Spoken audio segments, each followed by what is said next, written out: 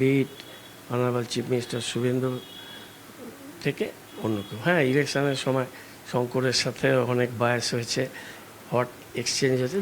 কেমন কাজ করছে this is too early to say. Just তো কয়েকদিন, জাস্ট তো যেটুকু কয়েকদিন, দেখেছেন যেটুকু ছিলেন এটা তো বুঝতে পারবো না, কিন্তু এবং পরিষদ বিশেষ করে আপনি নিজেও পর্যটন মন্ত্রী ছিলেন, যে দপ্তরের ও মন্ত্রী হয়েছে। টাইম লাগবে, কিন্তু আমার মনে হচ্ছে শঙ্কর পরিষদীয় রাজনীতিতে সরবরাহ হয়েছে লাস্ট 5 ইয়ার্স। ও অ্যাসেম্বলিটা করেছে, কেননা এলওপি বাইরে বাইরে তার অনেক সময় দিতে হতো, সুতরাং chief whip of the opposition তার একটা গুরু দায়িত্ব পালন করেছে। পরিষদীয় মন্ত্রিত্বটা সে ভালো করবে, এটা আমার ধারণা। আর পর্যটনটা কি করবে সেটা অনেকটা গভর্নমেন্টের পলিসির উপরেও নির্ভর করবে। 8 মাস বাদে তো নির্বাচন, এবং সেই নির্বাচনে এগিয়েও আসতে পারে। ভোটের ময়দানে কি আবার গৌতম দেবকে দেখা যেতে পারে? আমি তো ইলেকশনের সময় বলেছিলাম সবাইকেই যে এনাফ ইজ এনাফ।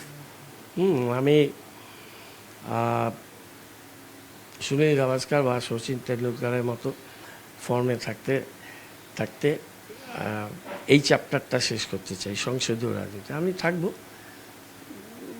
অ্যাডভাইসার হিসাবে থাকবো বা অন্য কোনো ক্যাপাসিটিতে থাকবো, কিন্তু আমাকেই চিরকাল দাঁড়াতে হবে। তা জুনিয়র ছেলে মেয়েরা কোথায় যাবে? আমি অনেক ইলেকশন দাঁড়ালাম। কলেজ ইলেকশনটা আমার জীবনের একটা প্রথম এবং খুব অসাধারণ অভিজ্ঞতার ইলেকশন ছিল। 78 সালের ডিসেম্বর শিলিগুড়ি কলেজের 2300 স্টুডেন্টের ভোটে জিতেছিলাম। সকাল 6:30 থেকে 4:30 অবধি কলেজ ছিল। তারপরে আমি আরও 9টা ইলেকশন লড়েছি, 2টো অ্যাসেম্বলি জিতেছি, 5বার কর্পোরেশনে জিতেছি, আনবিটেন আছি, 2বার অ্যাসেম্বলিতে পাওয়া যায় হয়েছে। তো এটা একটা মানুষের জীবনে 52 বছরের পলিটিক্যাল লাইফে আমার মনে হয় এটা অনেক। এই অভিষেক আইপ্যাক নিয়ে বিভিন্ন নেতারা বলেছেন, আপনি কখনো মুখ খোলেননি এই বিপর্যয়ের পর। আজকে দাঁড়িয়ে কিছু বলবেন? আমার কাছে তার থেকে বড় ফ্যাক্টর শিলিগুড়িতে ছিল, নট আইপ্যাক। কিন্তু আজকের দিনে সেটা তার সম্পর্কে বলবো না। একটা বই লিখছি, সেখানে লেখা থাকবে। কেউ দলে থেকে বিরোধিতা করতো না, অনেক। আমি কোনো দিনই তৃণমূলের মধ্যে আমি স্বতন্ত্রতা রেখে কাজ করেছি। আমি আমার মুখ দিয়ে কোনো দলের সম্পর্কে কোনো কমেন্টস কোনো বেরোয়নি, এখনও বেরোবে না। কিন্তু 14 সাল থেকে আমি অনেক অসুবিধার মধ্যে দিয়ে আমাকে করতে হয়েছে দলের ভিতরেই। আইপ্যাক তো ওরা বিগত 4 বছরের দলের পরিকাঠামোটা ঠিক করেছে। অ্যাজ আমার সাথে অতটা এদের যোগাযোগও ছিল না, আমি অতটা জানতাম না। অভিষেকের সাথেও অত আমার যোগাযোগ কোনোদিনই ছিল না। ভোটের আগে অভিষেকের জন্য বিপর্যয় কিনা আমার ওইসব আমি ব্যাখ্যার মধ্যে যাব না, কিন্তু আমার নিজের কাজ করতে গিয়ে একজন, বিশেষ করে একজন, সে অসভ্যতাই করেছে। আমি বলবো 14 সাল থেকে এই লাস্ট পর্যন্ত তৃণমূলের অন্দরে। সেটা আমি আর বলতে চাই না। তো শেষ প্রশ্ন আর কি, যে এখন তাহলে কিভাবে সময় কাটবে গৌতম দেবের? রোডম্যাপ তৈরি করছি। এক তো একটু যোগা এক্সারসাইজটা একটু বেশি করব। যেই ছেলেটা গান শেখাতো সেও তো বিজেপি খাতায় চলে গেছে, ভয় পাচ্ছে আসতে, বিজেপিতে চলে গেছে। যাই হোক, একটা একটু রবীন্দ্রসঙ্গীতটা, এটা তো আমি গায়ক হওয়ার জন্য না, এটা হয় কি কথা সুর, একটা মনের ভিতরে একটা প্রশান্তি নিয়ে আসে। আজকে অনেক বছর ধরে 20-21 সাল থেকে আমি এটা প্র্যাকটিস করছি। এটা দেখি কাউকে একজন জোগাড় করে তার কাছে হালকা এটা করব। প্রায় 2,500-3,000 বই আছে।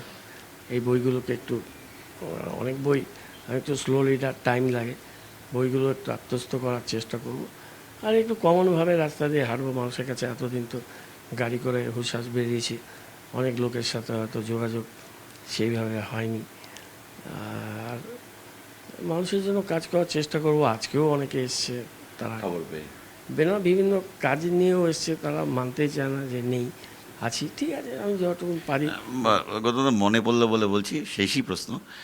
এই যে পালা বদলের পর যারা যখন মুখ্যমন্ত্রী ছিলেন মমতা বন্দ্যোপাধ্যায়, তার ঘনিষ্ঠ বৃত্তে চলাচল করতেন প্রচণ্ড প্রতাপশালী, দুর্দণ্ড প্রতাপশালী, প্রভাবশালী, তাদেরকে তো আমরা দেখলাম কেউ 5 দিন, কেউ 10 দিন, কেউ 15 দিন, কেউ 1 মাসের মাথায় একদম ডিগবাজি খেলেন। রাজনীতিতে ডিগবাজি চলে।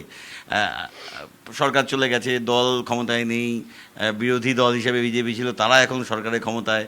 আপনি চিরকালই মমতাপন্থী ছিলেন। শেষ প্রশ্ন এটাই, যতদিন আপনি রাজনীতি করবেন, সংসদীয় রাজনীতি থেকে নির্বাসন নিলেন ঠিক আছে, কিন্তু রাজনীতি তো করবেন বললেন, মমতার সঙ্গেই থাকবেন নাকি আপনাকেও কখনো কোনোদিন অন্য দলে দেখা যেতে পারে? সম্ভব না। যে না মনে হবে যে একেবারেই রাজনীতি থেকে বাইরে চলে যাওয়া দরকার, বাইরে চলে যাবো, কিন্তু মমতাকে ছাড়া সম্ভব না। যারা ছেড়ে গেল, যারা গেল তারা গেল, তাদের সবার সাথে সবার মেলানো ঠিক না। মমতা ব্যানার্জিকে নিয়েই চলতে চান জীবনের যেটুকু সময় আগামী দিনে রাজনীতি করবেন, তবে সংসদীয় রাজনীতি থেকে অবসর নিচ্ছেন, নির্বাসন নিচ্ছেন। শিলিগুড়ি পৌর নিগমের মেয়র গৌতম দেব ইতিমধ্যেই পদত্যাগ করেছেন তিনি। আগামী দিনে নিজের চলাচল কিভাবে হবে, সময় কি করে কাটবে, তার রোডম্যাপও চুপি সারি তৈরি করে দিচ্ছেন গৌতম দেব। ক্যামেরা দীপায়নের সঙ্গে প্রসেনজিৎ, TV9 বাংলা, শিলিগুড়ি।